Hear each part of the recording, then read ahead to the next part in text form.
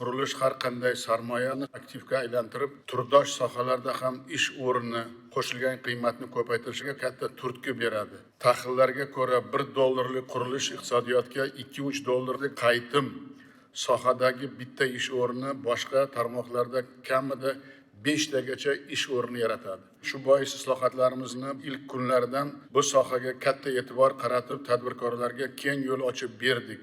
So'nggi 9 yilda 10 mingga yaqin yangi qurilish korxonalari ish boshladi. Aylanmasi 1 trillion so'mdan oshgan 20 ta 100 milliard so'mdan o'tgan 365 ta yirik kompaniyalar paydo bo'ldi. Loyiha tashkilotlari 2000 dan, ulardan xalqaro sertifikat olganlari 650 tadan oshdi. Qurilishda ruxsat berish bosqichi 3 karra, muddati 4 karra qisqardi. 420 ta shaharsozlik norma va qoidalarini birlashtirish, eskirganlarini bekor qilish hisobiga 140 ta yangi shaharsozlik norma va qoidalari tasdiqlandi. Ushbu ishlar albatta o'z natijasini beryapti. O'tgan davrda 210 million kvadrat metrli bino inshoot, 647 ming xonadonli, 15 mingdan ortiq ko'p qavatli uylar barpo etildi. Qurilish ishlari hajmi 2016-yilda 30 trillion so'mni tashkil qilgan bo'lsa, o'tgan yili bu ko'rsatkich 314 trillion so'mga yetdi.